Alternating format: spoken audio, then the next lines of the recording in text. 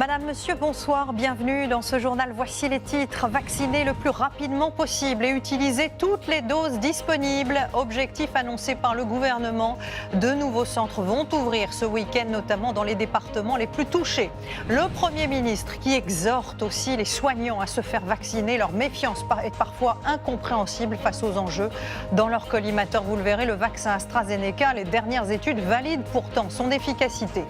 Le pape François en Irak, visite historique alors que la communauté chrétienne y est régulièrement persécutée.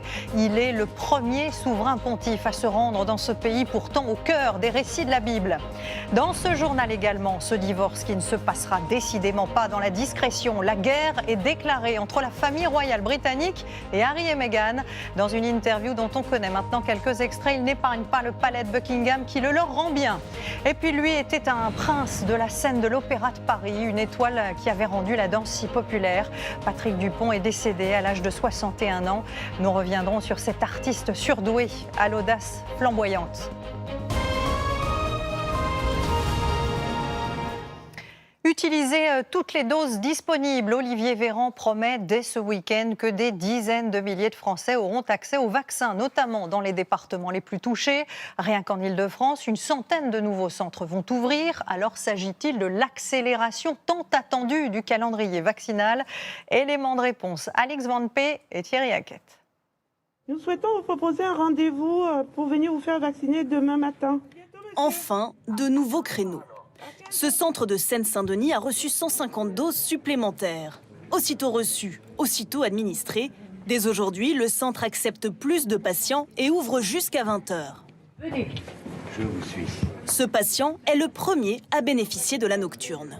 Comme il y avait un vaccin en plus, j'étais sur la liste d'attente. Les départements sous surveillance renforcée accélèrent le rythme des vaccinations. En Ile-de-France, 50 000 doses en plus ont été reçues pour ce week-end. Tout à l'heure, devant l'Hôtel-Dieu à Paris, des dizaines de membres du personnel soignant attendent d'être vaccinés avec le sérum AstraZeneca. Branle-bas de combat aussi à Antibes. On est en train de peaufiner les derniers détails. Demain, 8h, il faut qu'on soit en capacité d'accueillir les gens. La ville transforme pour la première fois ce gymnase en nouveau centre de vaccination. 1230 personnes en plus sont attendues ce week-end. On a doublé le personnel, on a doublé la capacité d'accueil. L'objectif, c'est de tout écouler, que ce soit aussi bien les vaccins Pfizer que les AstraZeneca. Une opération très attendue dans les Alpes-Maritimes, où le taux d'incidence reste élevé. C'est forcément une bonne nouvelle que les doses arrivent. Et vu notre âge, c'est plutôt rassurant. J'ai déjà pris rendez-vous, c'est fait. Autre initiative, en Seine-et-Marne. Les sapeurs-pompiers sont pour la première fois mis à contribution. Ce week-end, ils ouvriront ponctuellement leur caserne pour vacciner le grand public. Ils sont habitués puisqu'ils ont participé à la vaccination de nos sapeurs-pompiers depuis mi-janvier. Pour moi, c'est un devoir et un honneur que de pouvoir participer à la vaccination de notre population. Et il n'y aura pas de doses perdues. S'il reste des vaccins dimanche soir, les pompiers les céderont à un autre centre de vaccination. Hier, Jean Castex affichait donc un objectif de 20 millions de personnes vaccinées d'ici mi-mai, 30 millions d'ici l'été. Et il demande solennellement aux soignants de s'y soumettre. Le ministre de la Santé, lui aussi, devait leur envoyer une lettre aujourd'hui, car la méfiance est forte dans le monde médical.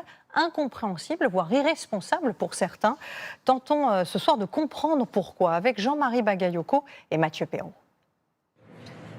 Ils sont en première ligne dans la lutte contre le virus, mais refusent de se faire vacciner. Tant que c'est pas obligatoire, je me ferai pas vacciner. Pour l'instant, je l'ai pas eu. Je suis pas une personne potentiellement à risque. La vaccination permet pourtant de se protéger et de préserver les autres. Chez certains soignants, les incertitudes demeurent et nourrissent les hésitations. Je suis pas totalement opposée, mais pour l'instant, je suis pas intéressée. Moi, personnellement, on m'a proposé, j'ai refusé. Je suis réticente, il y a un peu la peur de ce qui peut arriver après. Au total, sur les 600 000 doses AstraZeneca reçues dans les hôpitaux, seuls 25% ont été utilisées. Et pourtant, les dernières études scientifiques prouvent que ce vaccin réduit de 67% les risques de transmission. Je ne comprends pas quand même la réticence à être vacciné quand elle est due à des questions posées sur le vaccin, puisqu'encore une fois maintenant, on a du recul. Ça, c'est plus difficilement compréhensible. Surtout quand les contaminations à l'hôpital sont aussi nombreuses. Le Covid-19 est désormais la première maladie nosocomiale en France. Un tiers des personnes contaminées à l'hôpital le sont par un soignant. Voilà pourquoi aujourd'hui Olivier Véran lance un appel à tous les professionnels de santé. Je vous le demande, pour vous-même, votre entourage, les Français, si vous n'êtes pas encore vacciné, faites-le rapidement. Un dernier exercice de pédagogie avant une possible mesure de fermeté, une éventuelle obligation vaccinale pour tous les soignants. Le problème de l'obligation, c'est que ça envoie un message contre-productif parce que du coup, on n'est plus dans l'exemplarité « je me vaccine, faites comme moi ». On est dans « ils appliquent une obligation réglementaire, on leur a imposé parce qu'ils n'étaient pas d'accord ». Non, c'est faux. D'après une étude de Santé publique France, les réticences semblent plus répandues chez les aides-soignants. Seuls 30% d'entre eux ont l'intention de se faire vacciner. 47% des infirmiers le souhaitent aussi, un chiffre qui atteint 82% chez les médecins. Mais pour l'instant, seul un soignant sur 3 est vacciné contre le Covid-19. Et vous l'avez entendu, c'est principalement le vaccin AstraZeneca qui est montré du doigt par les soignants, un vaccin sur lequel on a pourtant aujourd'hui beaucoup plus de recul avec des études qui valident son efficacité, y compris sur les plus de 65 ans. Mais c'est vrai que la communication politique au moment de son arrivée a été très ambiguë et il est aujourd'hui, vous allez le voir, difficile de faire oublier ces tâtonnements. Marie Croxel et Joséphine Devambé. Les résultats avancés au départ par le laboratoire AstraZeneca placent d'emblée son vaccin en position de challenger. Efficace à 70% en moyenne, là où Moderna et Pfizer se prévalaient déjà de taux supérieurs à 90%. Forcément moins engageant, d'autant que fin janvier, Emmanuel Macron lui-même alimente la défiance. Nous avons très peu d'informations sur ce vaccin, déclare-t-il alors. Aujourd'hui, on pense qu'il est quasi inefficace pour les plus de 65 ans. Dans un premier temps, la Haute Autorité de Santé recommande d'ailleurs de ne pas l'utiliser pour cette tranche d'âge. Autre signal négatif, les doutes émis sur son efficacité sur le variant sud-africain. Alain Fischer, le monsieur vaccin du gouvernement, l'assume. En Moselle où ce variant circule, les soignants seront immunisés avec les autres vaccins. C'est pas, encore une fois, que le vaccin AstraZeneca soit pas bon, c'est que les vaccins Pfizer, Moderna, on le sait, permettent d'acquérir plus vite l'immunité. Donc il est logique de proposer une vaccination qui permette plus vite d'arriver au résultat. Nouveau coup dur, des effets secondaires apparaissent dès les premières vaccinations de soignants. Près d'un quart du personnel de l'hôpital de Brest est en arrêt de travail. Des fortes fièvres et des maux de tête vite résorbés, rien d'inquiétant.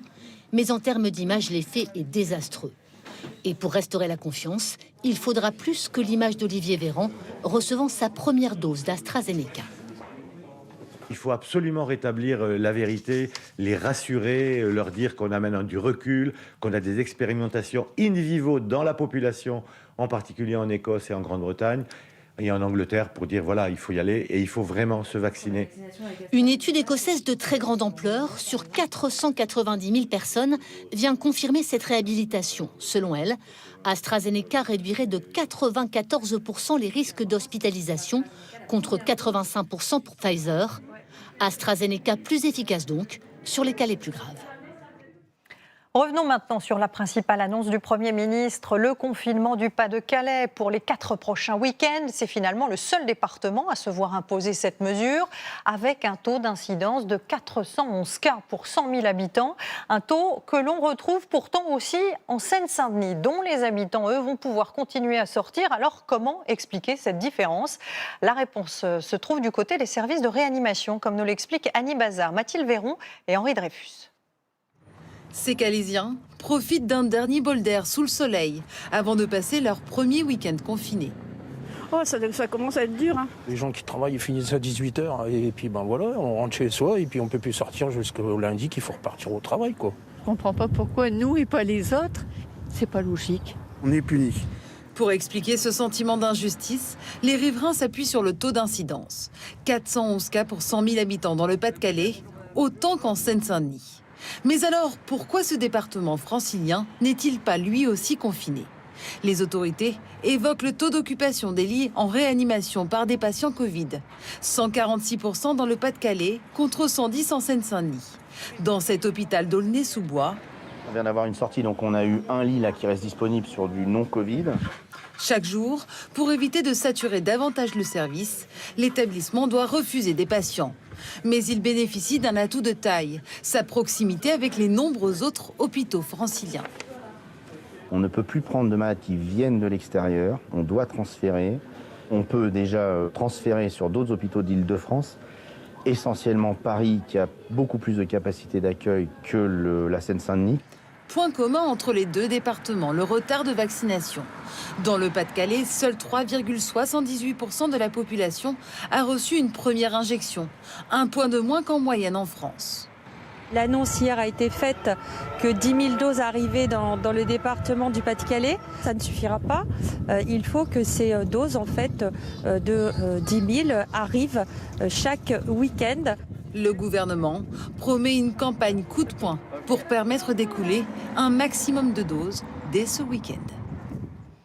Autre restriction qui concerne cette fois les 23 départements les plus touchés, les commerces de plus de 10 000 mètres carrés seront fermés. C'était 20 000 jusqu'à présent et cela concerne donc de nombreux magasins de bricolage où les clients se sont rués aujourd'hui avant que le rideau ne se ferme. Fabien Chadeau, Julien Clouzot et Florian Le Goïc. 18h, fermeture de ce magasin de bricolage en région parisienne. Pour combien de temps? Personne ne le sait. Ça nous fait un choc, puisqu'on ne s'attendait pas à une fermeture aussi radicale. Quelques heures plus tôt, le parking est plein. Forte affluence pour un vendredi après-midi, car beaucoup ont anticipé la fermeture et viennent faire leurs achats. Comme cette cliente qui termine les travaux de sa salle de bain. J'avais prévu de faire les courses ce week-end et puis voilà, je suis venue cet après-midi pour pouvoir travailler ce week-end quand même. Pas rester sans miroir, on ne sait pas quand est-ce que ça va rouvrir donc... Lui a prévu de refaire le studio de son fils. J'ai un petit peu de travail de réflexion à faire demain et je vais juste être coincé s'il manque une partie des matériaux. Donc il ne faut pas que je me loupe aujourd'hui simplement. Demain, les clients seront absents, mais l'enseigne va leur proposer une solution alternative. Achat en ligne et retrait sur le parking. Réunion de crise pour l'équipe qui règle les derniers détails. 90% de nos effectifs à l'heure actuelle font de la vente. On va aller vraiment les déplacer sur la partie arrière du magasin. L'objectif est de passer de 200 achats par jour en click and collect aujourd'hui à 1500 la semaine prochaine. Vous commandez sur notre site internet. Nous, dès qu'on a la commande, on la prépare à l'intérieur. Si la plupart des magasins de bricolage doivent baisser le rideau, les enseignes de produits culturels, de sport ou d'électroménager, souvent plus petites, elles, s'en sortent beaucoup mieux. Bonjour. Concrètement, pour nous, il n'y aura pas de gros changements particuliers puisque l'avantage de tous nos sites en France sont moins de 5000 m². Moins grand que certains de ses concurrents, il espère récupérer quelques-uns de leurs clients. On a du stock pour ça, on a la chance de pouvoir stocker tout en magasin, donc d'avoir du stock frais pour nos clients. On espère avoir du monde et on pense qu'on va en avoir. Oui. Ces nouvelles règles concernent les 23 départements placés sous vigilance par le gouvernement. Et puis les préfets auront aussi la possibilité de restreindre l'accès aux zones les plus fréquentées. Ils peuvent également interdire la consommation d'alcool. C'est le cas à Paris pour les quais de Seine, l'esplanade des Invalides, mais aussi le canal Saint-Martin où vous le voyez, des milliers de Parisiens s'étaient retrouvés ces derniers week-ends. Regroupement que les autorités veulent évidemment éviter à l'avenir. L'alcool qui ne sera pas non plus autorisé sur les quais de l'Erdre et de la Loire à Nantes. Eux sont fermés depuis maintenant 4 mois. Les 210 000 restaurants français n'en peuvent plus d'attendre une date de réouverture et certains gérants ont donc décidé de jeter l'éponge. En tout cas temporairement, parce qu'ils n'étaient pas éligibles aux aides, ils ont dû trouver un autre emploi, un crève-cœur. Écoutez ces témoignages recueillis pour nous par Axel Monnier, Vincent Abelaneda et Nathalie Bennarik. Il a fallu s'habituer. Mais Pierre Prado a appris à préparer un cercueil. Loin du tumulte de ses cuisines, il exerce là son nouvel emploi, celui d'un restaurateur qui cherche à survivre. Comparé au restaurant, quand on vient, c'est pour se faire plaisir, et là, malheureusement, c'est dans la tristesse. Mais au jour d'aujourd'hui, oui, c'est vraiment très important que je travaille. C'est un peu une bouée de sauvetage, parce que j'ai acheté une maison, j'ai eu un bébé qui a 8 mois. Intérimaire aux pompes funèbres, Est-ce que tu serais dispo à partir de 13h30 ? Un poste temporaire qui lui rapporte au mieux 500 € par mois. Parfait, samedi je suis dispo. Bon. Merci à toi. Merci, au revoir. Au revoir. Si Pierre Prado a changé de vie depuis novembre, c'est parce que son restaurant, ouvert quelques semaines avant le premier confinement, est fermé. Et il a fait le choix de ne pas rouvrir. La vente à emporter était trop peu rentable. Et son statut hybride de pâtisserie-restaurant ne lui permet pas de toucher les aides de l'État. Perte sèche, chaque mois, 5 000 €. Il n'y a aucun sens de venir ici. Du coup, je viens plus. On vient plus ici. Ça nous fait mal au cœur de voir un établissement aussi beau, vide. En ce moment, on n'a pas de salaire. Hein, c'est dramatique. Du coup, c'est pour ça que j'ai dû trouver un autre job. Là, le prix actuellement du bien, c'est 430 000 €. Nelson Carisso, lui, enchaîne désormais les visites de biens. Il était salarié dans un grand restaurant parisien. Donc on a quand même des beaux volumes. Et depuis le premier confinement, il travaille comme agent immobilier en CDI. Je suis encore en cours à apprentissage. C'est quelque chose sur lequel je me suis beaucoup impliqué parce qu'au vu de la situation, c'était un peu ma corde de sortie. Après une formation théorique puis pratique, il a intégré l'équipe de cette agence il y a bientôt 1 an. On a déjà eu, nous, des collaborateurs dans l'agence qui étaient issus de la restauration. C'est des personnes qui s'adaptent très bien au métier de l'immobilier. Dans l'établissement où il officiait comme responsable de bar, le courrier et la poussière s'accumulent.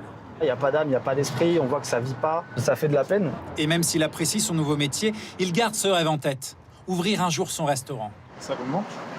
Ouais, un petit peu quand même. Je m'y sens bien, j'ai passé des diplômes pour faire ce métier, j'y ai consacré 8 ans de ma vie, donc aujourd'hui tirer un trait dessus c'est impossible. Faire une parenthèse pour mieux rebondir derrière, c'est clairement l'objectif. En série que tu commences la cuisson ? Oui. Essayez malgré tout d'embrasser l'avenir avec optimisme. Au lycée hôtelier Guillaume Tirel de Paris, les élèves continuent leur apprentissage. Travaillent autour de l'artichaut en cuisine ce matin. Dès qu'on voit que les feuilles elles arrivent, elles sont très tendres comme ça, on arrête. En juin, ces étudiants de BTS pourront se lancer sur le marché du travail, dans un secteur dont on leur avait toujours dit qu'il ne connaîtrait jamais la crise. Déjà, je voulais travailler l'été dernier à l'étranger, donc ça a été impossible à faire. On a peur du recrutement en fait. Est-ce que les restaurants vont encore recruter? Est-ce que même ils ont besoin de personnel? Mais on essaie de rebondir, hein. Voilà. Ça vous démotive pas pour autant? Non, je baisse pas les bras, non. Les doutes, les craintes touchent encore plus les élèves qui se destinent à devenir maîtres d'hôtel, serveurs. Là, on va essayer de décoller légèrement le caramel. Ils ont aussi perdu ces petits boulots qui leur permettaient de gagner un peu d'argent, d'apprendre. On a tous des extras à côté, que ce soit dans des événements ou dans des lieux comme Bercy ou le Parc des Princes. Là, on est tous en pause. Certes, ça nous permet de mieux réviser nos cours, mais on est un peu, on manque un peu plus de pratique. Massiré Dibas, lui, pense se spécialiser comme sommelier. 1 an d'études supplémentaires, une option qu'envisagent beaucoup d'étudiants pour retarder leur entrée sur un marché du travail difficile. Pour repousser aussi l'idée d'une éventuelle reconversion, croire d'abord en ses chances dans un milieu très secoué par la crise. L'actualité de ce vendredi, c'est aussi cette image historique, un souverain pontife qui pose le pied sur la terre irakienne. Cela ne s'était jamais produit. Le pape François, lui, a débuté une visite qui va durer jusqu'à dimanche. Ce voyage lui tenait à cœur depuis des années.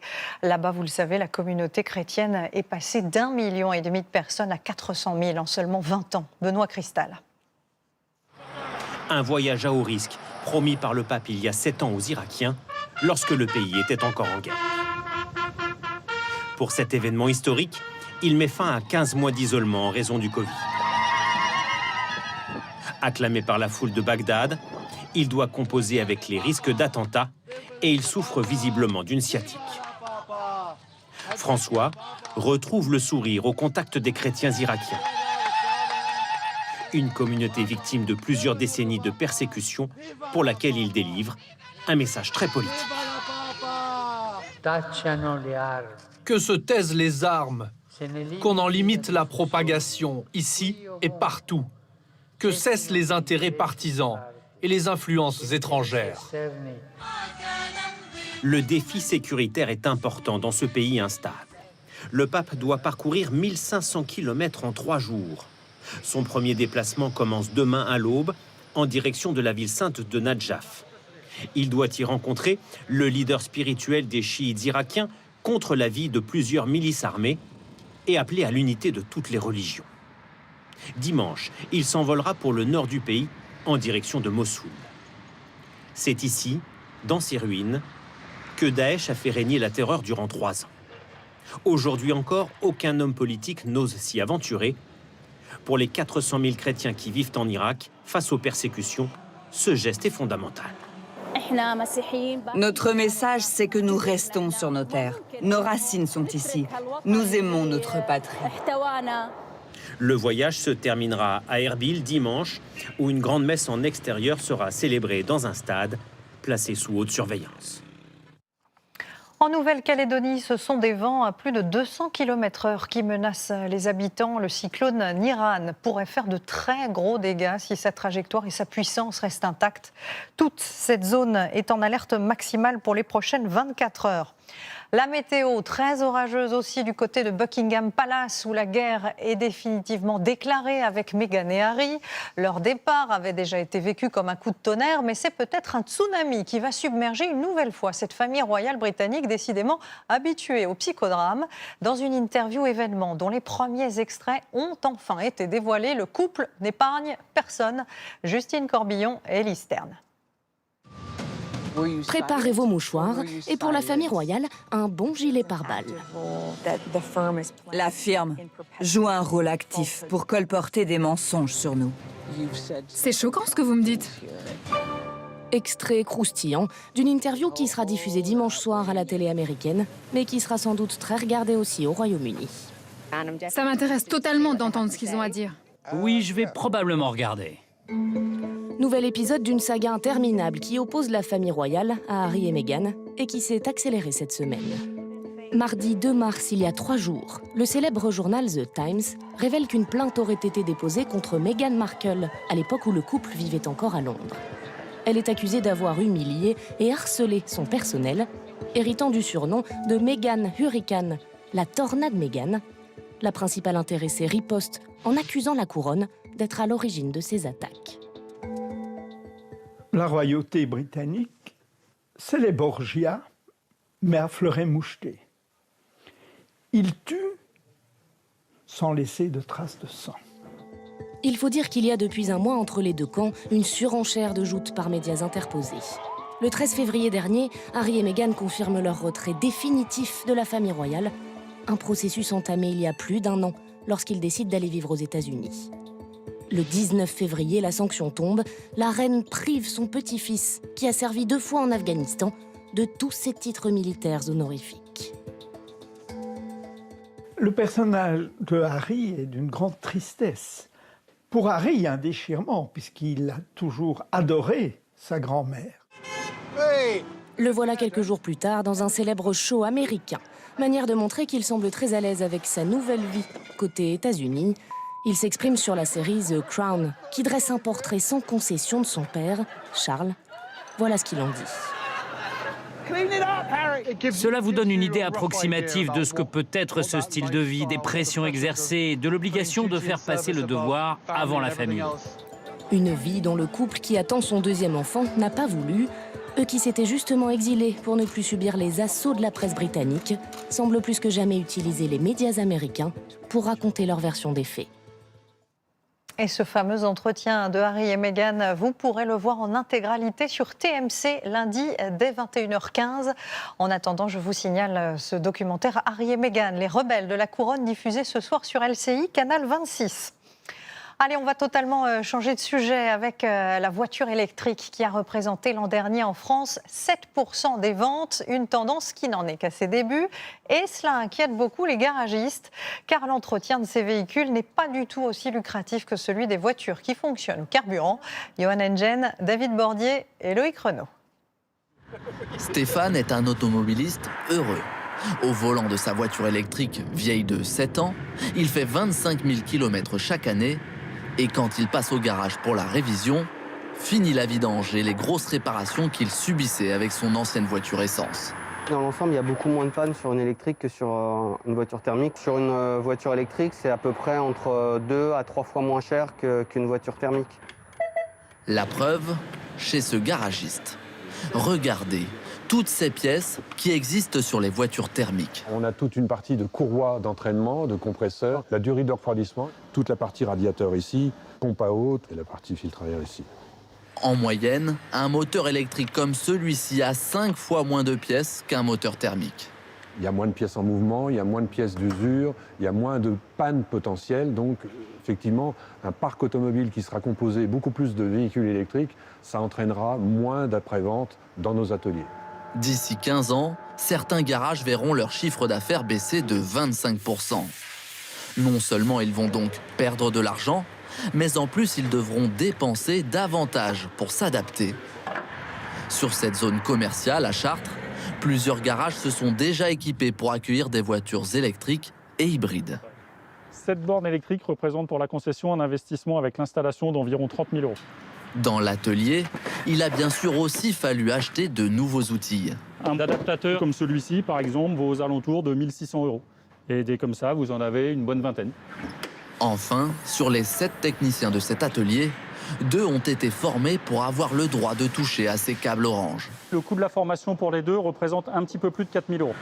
Venu vérifier ces nouveaux investissements, le patron prévoit de les dupliquer dans ses 50 autres garages d'ici 2025. La somme des investissements est énorme. Ce sont des coûts qui vont de 70 000 à 120 000 € par établissement. Compte tenu de la masse, bien évidemment, il faut planifier cet argent que nous allons investir dans l'outil de travail. Pour amortir ces investissements, certains garages devront fusionner, d'autres proposeront de nouveaux services, comme par exemple la location de voitures, de scooters ou encore de vélos électriques. C'est un métier de l'ombre, mais ô combien essentiel, que vous allez maintenant découvrir. La banane est le fruit le plus consommé au monde. Chaque Français en mange d'ailleurs 75 par an. Mais parce qu'elle ne grandit pas sous nos latitudes, avant d'arriver sur votre table, elle se fait cocooner par ce que l'on appelle les mûrisseurs, maîtres de vastes hangars où l'on ne plaisante pas franchement avec la rigueur. Hélène Grégoire et Sylvain Roland. Voici la plus grande mûrisserie de France. Ce mot ne vous dit rien, et pourtant vous avez forcément mangé une banane qui a séjourné ici. Plus de 5 millions y sont déchargés chaque semaine. Un passage par une mûrisserie est indispensable, car les fruits qui arrivent dans cet immense entrepôt ne sont pas encore comestibles. Je dois être entre 13 et 16 degrés. Donc là, on est bon. Elles ont voyagé à cette température bien précise pendant 3 semaines depuis l'équateur. Je vais la casser comme ça. Et ce que je vais faire, c'est la sentir. Et si ça sent le concombre, c'est qu'elle n'est pas mûre. Donc c'est bon signe aussi. C'est seulement à partir de maintenant qu'elles vont commencer à mûrir. C'est la mission du mûrisseur. Ils sont moins de 150 à exercer ce métier méconnu. Les premiers mûrisseurs, souvent leurs grands-parents, ont débuté avec l'importation des premières bananes dans les années 1920. À l'époque, ils travaillaient sous les halles de Paris. Aujourd'hui, certains sont toujours au sous-sol de Rungis. On descend au sous-sol, c'est le sous-marin de Rungis.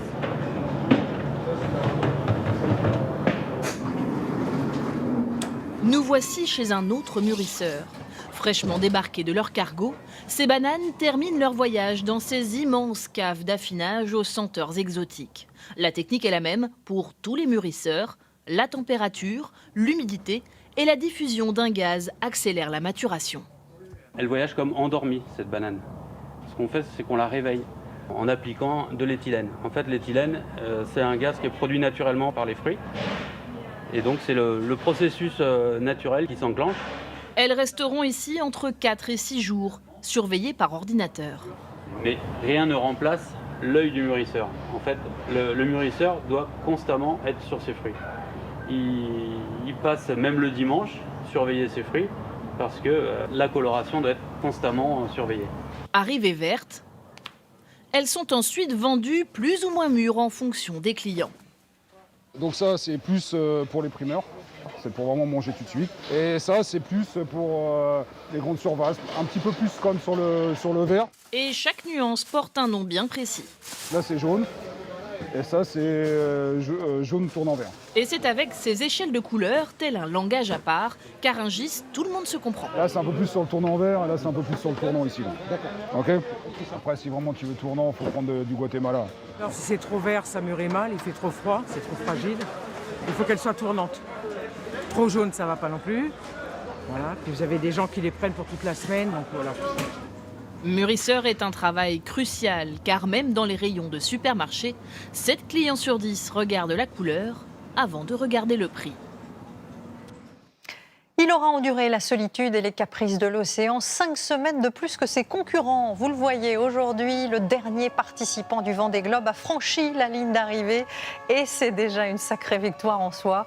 Le Finlandais Ari Usla, pilote de ligne de son métier, aura donc passé 116 jours en mer. Et outre la qualité des rations alimentaires, voilà un accessoire essentiel au confort des navigateurs. La veste polaire était au début destinée aux seuls sportifs, mais vous allez voir qu'aujourd'hui, elle est en passe de détrôner le bon vieux pull-over dans nos garde-robes. Corinne Magne et William Vilma. Elle était moche et ringarde. Aujourd'hui, les magasins de sport et boutiques de prêt-à-porter se disputent. Le marché de la polaire, devenu tendance. L'effet télétravail et la mode du cocooning lui font gravir les sommets de la notoriété. Les ventes ont grimpé de 50% en un an. Mais déjà depuis 20 ans, pour les athlètes et les guides de haute montagne, c'est polaire, sinon rien. Vous échangeriez votre polaire contre 2 pullovers? Ah non, le pullover, on n'y reviendra jamais. Pas de pullover. Tout démarre en 1979. Équipementier des sports extrêmes, l'entreprise américaine Patagonia développe le premier vêtement technique respirant. On l'appelle à l'époque le chinchilla. Un tissu polyester, fabriqué à partir de bouteilles plastiques recyclées. 15 bouteilles pour un pull. Les sportifs du monde entier sont séduits. Sa fibre tissée puis grattée lui confère de nombreuses qualités. La polaire est légère, évacue la transpiration et sèche en quelques minutes. Je la trouve chaude, confortable. C'est plus facile à entretenir qu'un gilet de laine. Démocratisée dès 1990, la polaire entre dans l'ère de la consommation de masse. Et c'est en Haute-Savoie que cela se passe. Moi, je réfléchirais à un autre système, en fait, que les scratchs. Même pour l'entrée de gamme à 8 €, le style représente 70% du potentiel de vente. Alors oubliez la polaire difforme aux couleurs chimiques. Aujourd'hui, on cherche à aller conquérir des clients qui sont plus jeunes et des clients notamment en fait qui ont une vie urbaine, pas seulement une vie de montagne. Mais il y a une recette. S'il n'y a pas ce niveau de détail-là, avec ces fameux caoutchoucs, des éléments de finition même graphiques en fait qu'on va retrouver à l'intérieur, qui vont être posés, tout ce soin-là, si on ne le fait pas, ça ne correspond pas à cette cible client. Chaque mois, les prototypes prennent l'air. Randonnée de 2 heures pour les testeurs. Je vais vous laisser remplir les questionnaires sur la polaire que vous avez testée. Et donc après, nous, on va récolter ces avis et améliorer le produit grâce à leur retour. J'ai pas de passe-pouce et comme il fait un peu frais, c'est vrai que j'ai tendance à mettre la manche sur l'avant de la main. Du coup, ça pourrait être le point d'amélioration. Le mariage consommé entre sport et lifestyle s'affiche désormais en milieu urbain. Il n'y a pas de honte à porter une polaire, au contraire, faut porter ce qu'il faut pour pas avoir froid. Après, c'est mon style. Et dans cette boutique, les chiffres sont éloquents. Les polaires, on va les vendre 40% du temps aux sportifs. Et les 60% restants, ça va être surtout pour les gens qui vivent en ville. Et c'est ce qui va remplacer le sweat. Bouclée façon mouton ou lisse, la matière duveteuse, au pouvoir magique de séduction, ne se contente plus de battre le pavé. Elle s'apprête à défiler. L'idée, c'est de faire un manteau extrêmement élégant avec de la polaire. On mélange la polaire avec des matières très habillées, finalement. Tous les projecteurs sont désormais braqués sur la star de l'hiver. Je vous propose à présent de partir en Espagne où les défenseurs des animaux tirent la sonnette d'alarme quant au sort réservé aux lévriers. Là-bas, ce chien de course est aussi très prisé pour la chasse, mais le nombre d'abandons et d'actes de maltraitance se compte aussi par dizaines de milliers, comme nous le montre ce reportage signé Julien Garel, Lucille Chaussois et Kylian Lebouquin. C'est le chien le plus rapide du monde. 60 km/h lorsqu'il est bien entraîné. Puissant, élégant, le lévrier est réputé pour la chasse aux lièvres et les courses, des traditions très ancrées en Espagne. Mais le traitement qui lui est réservé est souvent cruel et sa carrière de courte durée. À la première blessure, beaucoup sont abandonnés voire abattus en toute impunité. En Espagne, le lévrier est considéré comme un objet, un outil de travail. Il ne vaut pas mieux qu'une poule. Lorsqu'il ne remplit plus sa fonction, il n'y a aucune loi qui le protège. Marc est un bénévole français. Il passe tout son temps libre dans ce refuge qui recueille des chiens traumatisés. Ils ont tous été maltraités, quoi, c'est sûr. Ça se voit à la peur qu'ils ont de l'être humain. Il y en a qui viennent avec des blessures, des cicatrices. Cet après-midi, il accompagne une famille venue pour adopter un lévrier. En général, quand ils partent d'ici, voilà, ils sont bien. Il y en a qui sont encore un peu peureux. C'est leur offrir une nouvelle vie. La moitié des chiens du refuge sont adoptés par des Français. Mais tous n'ont pas cette chance. Certains errent encore dans la banlieue de Madrid.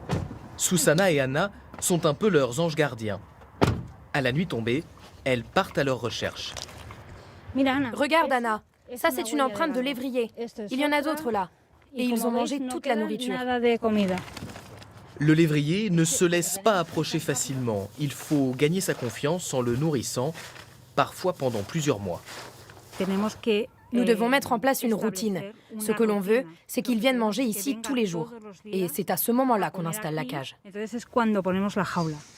Après plusieurs heures d'attente, un lévrier blessé finit par se laisser capturer. On estime que chaque année, 50 000 de ses semblables vivent l'enfer de l'autre côté des Pyrénées.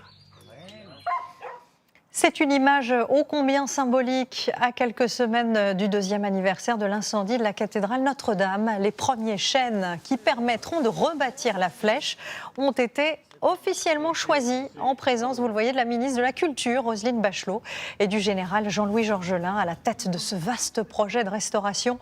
Les arbres sont tous âgés de plus de 200 ans, viennent de la Sarthe et font plus d'1 mètre de diamètre.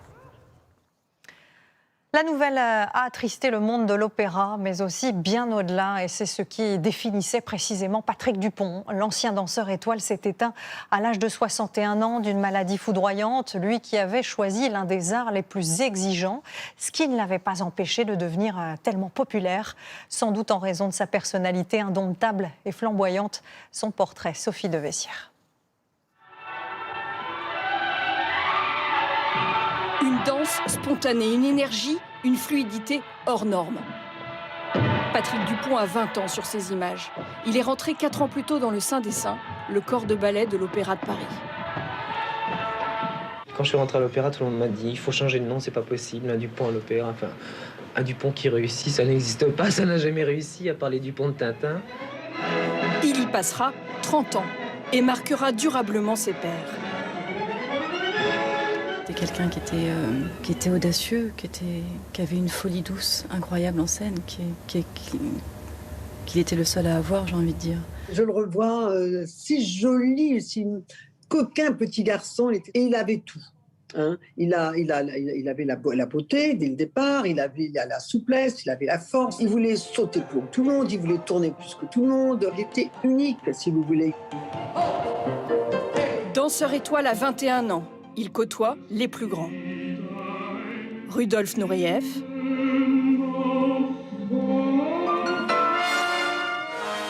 Marie-Claude Pietragala. À 31 ans, il est nommé directeur de ballet. Il m'a pris sous son aile, c'était comme mon petit père. Il m'a fait faire mes premiers galas, partout en France, partout dans le monde. Il m'a appris beaucoup de choses et puis de toute façon, c'était mon idole. Il est né pourtant loin des studios, au sein d'un foyer modeste. Enfant turbulent, il trouve le moyen de canaliser son énergie. Il y a eu cette rencontre avec un professeur de danse à l'école maternelle qui donnait des cours tous les dimanches pour des petites filles et puis des grosses dames. Et ça a été un coup de foudre. C'était rue de l'Ouest, non? C'était rue de l'Ouest, ouais. Dans le 14e. Et la première question que j'ai posée à ma mère, ça a été on peut vivre de ça? Ouais. Elle m'a dit oui, on peut en vivre si on est le meilleur. Les plateaux de télévision, il les fréquente beaucoup. Rend populaire la danse classique. Il lorgne aussi vers le cinéma. Quelques incursions sur grand écran signent la fin d'une histoire avec l'Opéra de Paris. Il quitte l'institution en 1997. Tu vois ce que je veux dire? Et quelques années plus tard, victime d'un terrible accident de voiture, il peinera à se remettre de ses fractures. Mais rien n'arrête ce danseur fougueux. Patrick Dupont continuera jusqu'au bout à transmettre sa passion. Voici l'une de ses dernières apparitions à la télévision, juré attentif de Danse avec les stars.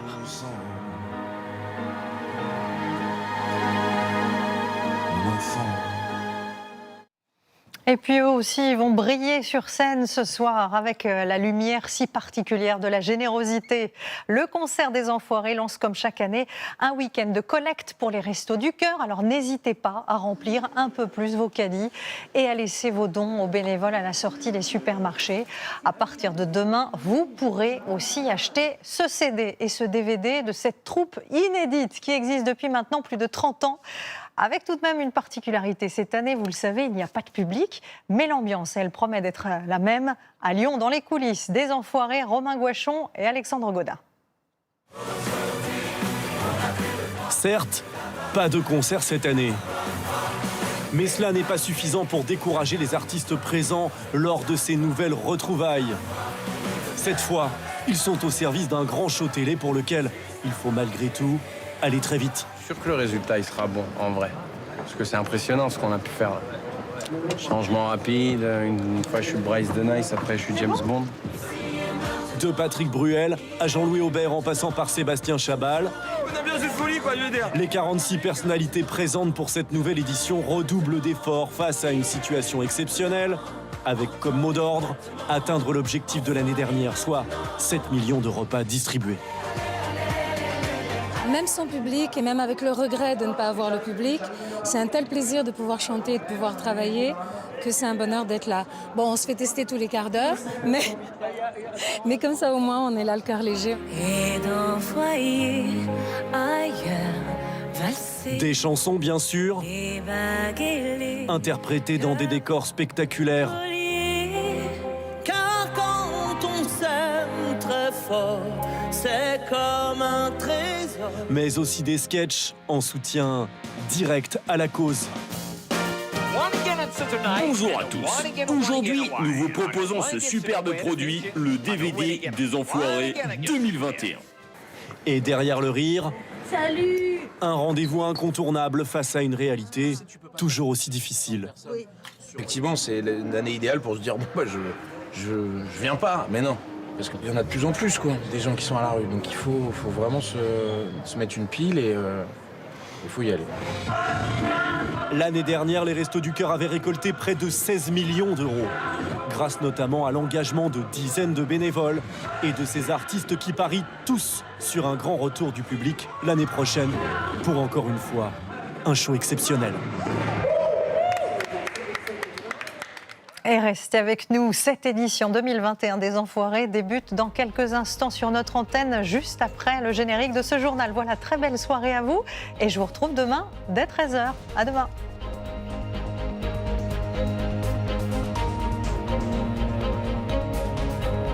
Retrouvez toute l'info sur LCI, canal 26.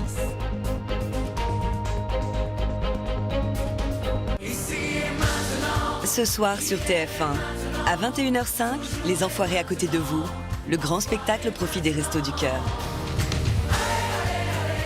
On compte sur vous. Puis à 23h45, partez à la rencontre des bénévoles. Bienvenue dans la cuisine des restos.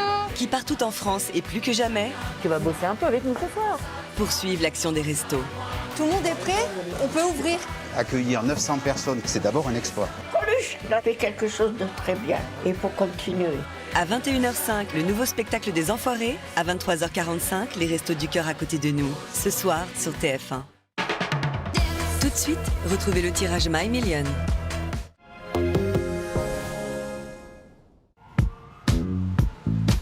She takes the sidewalk you walk on and just like a catwalk to walk on. These streets are calling her name. Damn, give me fire so I can admire. Agile et compacte, la nouvelle Toyota Yaris est aussi l'hybride qui consomme le moins du marché. Profitez-en à partir de 179 € par mois, entretien inclus.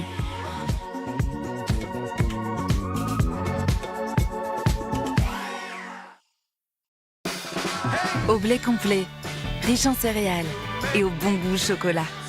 Les biscuits Prince de Lu. Il y a plein de vie dans une vie d'enfant. Et découvrez Prince Mini, à emporter partout.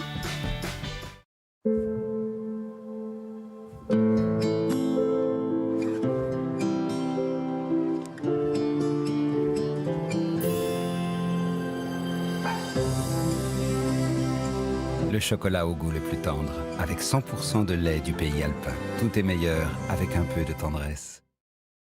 Chez Chris, nous prenons le temps de vous connaître. Vous qui passez votre temps à nettoyer vos lunettes, à lutter contre les gouttes d'eau, les gouttes d'huile et les traces de doigts. C'est pourquoi nous lançons les verres signature Chris avec Clean, le traitement anti-salissure qui fait la différence. Chris, vous allez vous aimer. Dispositif médical. Et maintenant, on va manger quoi? Ben, du local en priorité. Oui, mais qui a vraiment du goût et sans additifs. Nous aussi, on veut que ça change. Découvrez les pâtes farcies Lustucru, cuisinées en France, à Lyon, sans arôme artificiel, sans conservateur. Lustucru, c'est bon de changer. Adepte de soins détox, découvrez la détox pour votre sourire. Nouveau Whitener Détox, pour des dents 3 teintes plus blanches instantanément. Sa formule cliniquement prouvée combine argile minérale et charbon actif pour purifier votre sourire et éliminer les taches. Nouveau Whitener Détox, la détox au quotidien qui vous donne le sourire. Signal.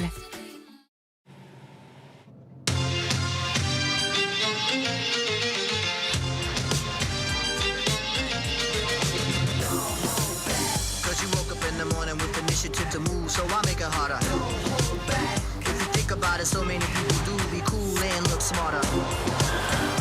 World, the time has come to. Michelin innove tous les jours pour que le monde avance de mieux en mieux. Michelin, Motion for Life.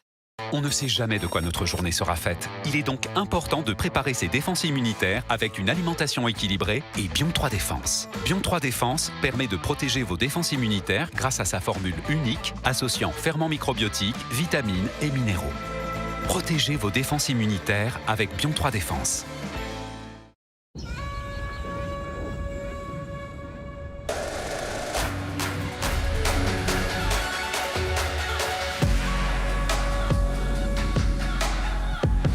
Conduire devrait toujours faire cet effet-là.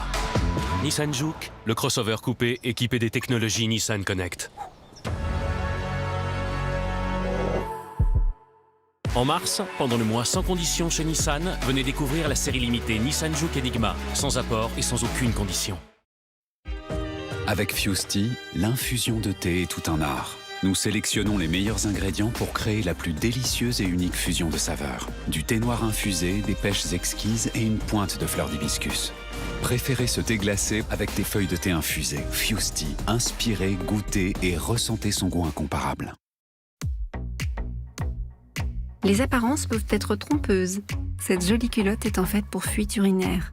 Découvrez ma culotte noire Always Discreet Boutique. Elle est douce comme de la soie et bien ajustée. Je me sens parfaitement protégée et j'adore la porter. Always Discreet Boutique. Always Discreet est un dispositif médical. On aime tous se réunir pour le poulet du dimanche, se chamailler pour l'aile, la